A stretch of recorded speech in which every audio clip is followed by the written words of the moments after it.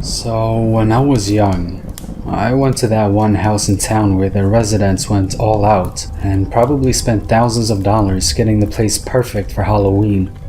I remember feeling terrified even with my double lightsaber. Even though I was scared to death to walk through it, I always admired the workmanship.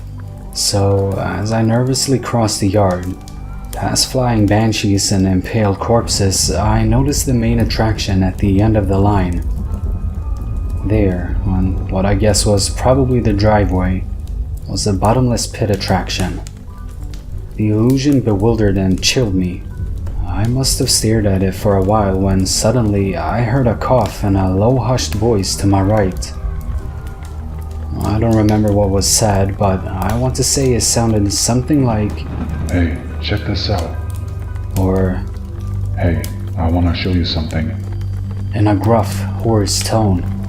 I looked over, and at first saw nothing but the wide gate to what was clearly the inside of the owner's house. There was just a faint amount of the light from the glowing pit to illuminate the outlines of the gated fence. After adjusting my eyes, I noticed a figure standing completely still. In fact, it was so still, I remember thinking it was just another static prop.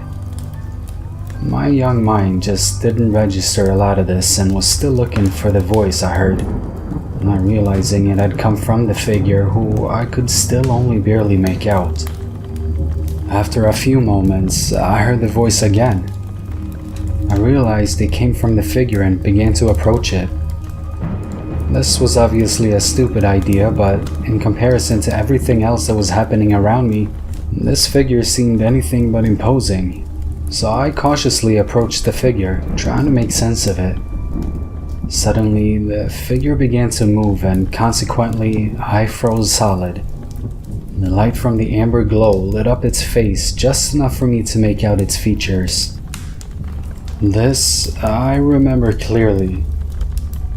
He was a scraggly and rough-looking man with a coarse, gray beard and yellowed teeth. His weathered and tattered clothing looked like it hadn't been cleaned in ages. Though I had no idea why, but it unsettled me greatly under the hellish glow of the light bulb behind me. It felt wrong.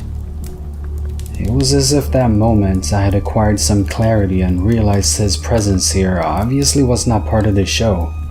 And considering I already saw the owners clearly did not belong on the property, I screamed and ran out of there as fast as I could to the exit, not looking behind for a second. I probably got a few looks from the kids around, but I never went there again.